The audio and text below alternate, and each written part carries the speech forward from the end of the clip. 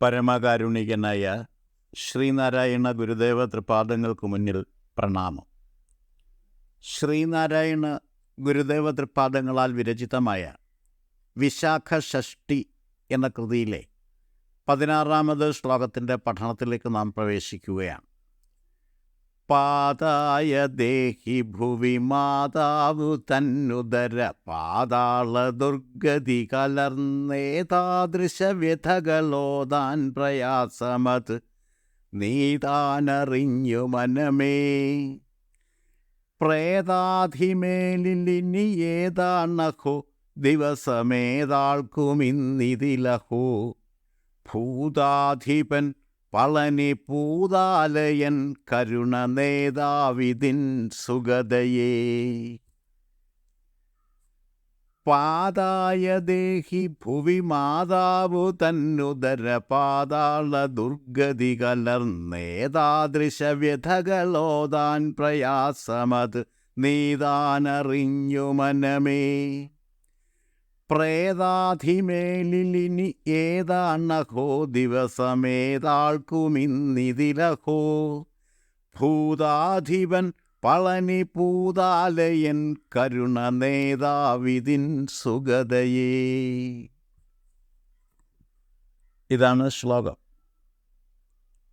ദേഹി ആത്മാവ്, ഭുവി ഭൂമിയിൽ, പാതായ വന്ന് ഭവിക്കുന്നതിന്, മാതാവു തൻ ഉദരപാതാള ദുർഗതി കലർന്ന് അമ്മയുടെ ഗർഭപാത്രമാകുന്ന പാതാളത്തിൽ എത്തിച്ചേരുന്നതിനുള്ള ദുർഗതി വന്നു ഭവിച്ചു. ഏതാദൃശ വ്യഥകൾ, ഇമ്മാതിരി ദുഃഖങ്ങൾ, ഓതാൻ പ്രയാസം, പറഞ്ഞു ഫലിപ്പിക്കാൻ പ്രയാസമാണ്. അത് നീതാനറിഞ്ഞു മനമേ, മനസ്സേ, അതൊക്കെ നീ അനുഭവിച്ചറിഞ്ഞത് തന്നെയാണല്ലോ.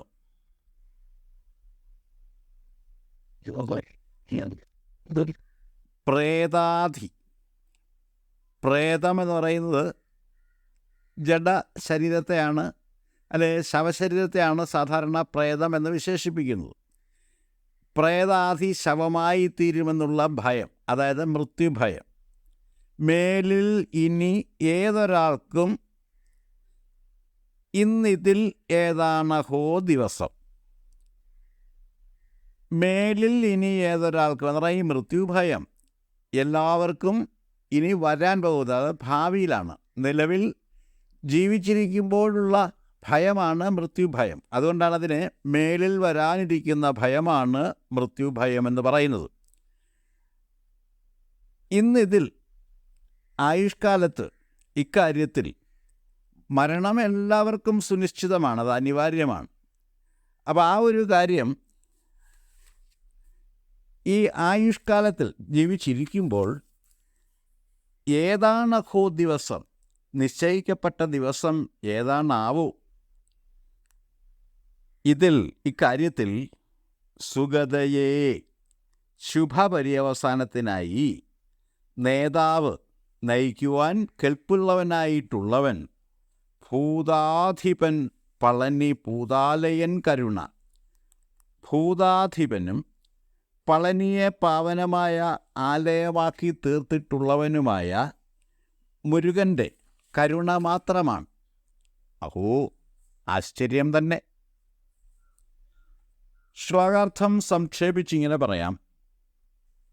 ദേഹി അഥവാ ആത്മാവ് ഭൂമിയിൽ വന്ന് ഭവിക്കുന്നതിന് വേണ്ടി, ഇവിടെ ഗുരു പതിക്കുക എന്നാണ് പറയുന്നത്. ഭൂമിയിൽ വന്ന് പതിക്കുക എന്ന് പറഞ്ഞാൽ ഒരു ജീവശരീരത്തിൽ ജീവാത്മാവ് വന്ന് കുടികൊള്ളുന്നതിന് എന്നാണ് അതിൻ്റെ അർത്ഥം. അതിനുവേണ്ടി അമ്മയുടെ ഉദരമാകുന്ന പാതാള ഗുഹയിൽ ചെന്നെത്തുന്ന മാർഗം അവലംബിക്കേണ്ടി വരുന്നു. ഇമ്മാതിരിയുള്ള ദുഃഖത്തെപ്പറ്റി പറഞ്ഞു ഫലിപ്പിക്കാൻ പ്രയാസമാണ്. മനസ്സേ, നീ ഇതെല്ലാം അനുഭവിച്ചറിഞ്ഞിട്ടുള്ള കാര്യം തന്നെയാണല്ലോ. മരണദുഃഖം ഭാവിയിൽ വരാനിരിക്കുന്നതേ ഉള്ളൂ. എല്ലാവരുടെയും ജീവിതത്തിൽ വന്നു ഭവിക്കുന്ന മരണം ഏതേത് ദിവസങ്ങളിലായിരിക്കും സംഭവിക്കുക എന്നുള്ള കാര്യത്തിൽ യാതൊരു നിശ്ചയവുമില്ല.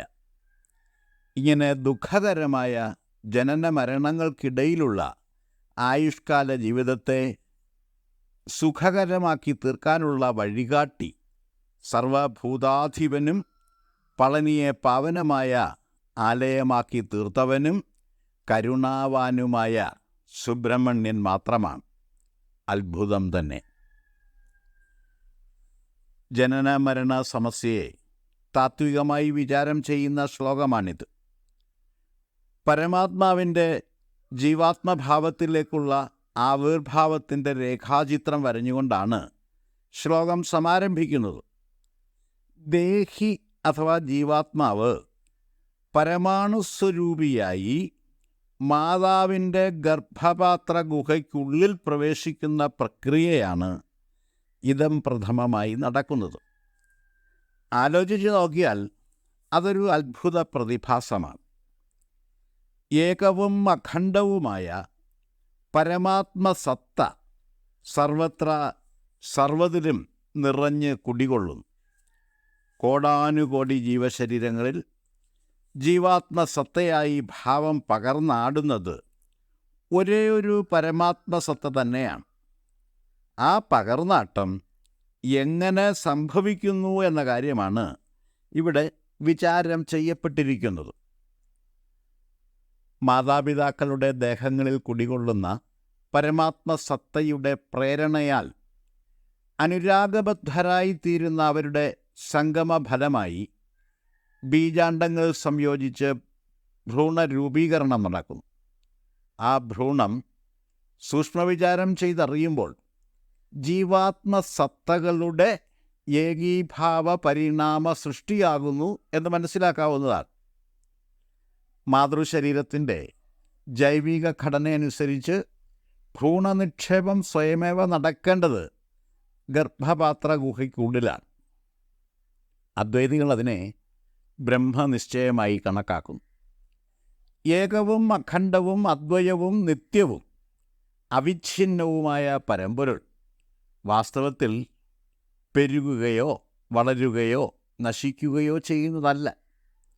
അതുകൊണ്ട് തന്നെ ജീവാത്മാക്കൾ വിഘടിച്ചു മാറുകയും സംയോജനത്തിലൂടെ പുതിയൊരു ജീവാത്മാവിൻ്റെ ഉത്പത്തി നടക്കുകയും ചെയ്യുന്നു എന്ന് പറയാൻ സാധ്യമല്ല. എന്നിരുന്നാലും ജനന മരണങ്ങളും വൃദ്ധിക്ഷയങ്ങളും പ്രാപഞ്ചികരായ നാം അനുഭവിക്കുന്നുണ്ട്. അനുഭവങ്ങളുടെ വെളിച്ചത്തിൽ നാം മനസ്സിലാക്കിയിട്ടുള്ള അറിവിനെ വിശകലനം ചെയ്തു നോക്കുമ്പോൾ ജീവാത്മാവിൻ്റെ ആവിർഭാവ പ്രക്രിയയുടെ ആദ്യഘട്ടം ഭ്രൂണത്തിൻ്റെ ഗർഭഗുഹാപ്രവേശനമാകുന്നു എന്ന് മനസ്സിലാക്കാവുന്നതാണ്. മാതാവിൻ്റെ ഗർഭപാത്രത്തിൽ പ്രവേശിക്കുന്ന ഭ്രൂണം പൂർണ്ണ വളർച്ചയെത്തിയ ശിശുവായി പുറത്തു വരുന്നതുവരെ അന്ധകാരമയവും അത്യുഷ്ണകരവുമായ ആ ഇരുട്ടറയിൽ കിടന്നാണ് പ്രത്യയാത്മഭാവം, അതായത് ഒരു വ്യക്തിഗത ആത്മഭാവം, ജീവാത്മഭാവം കൈവരിക്കുന്നത്.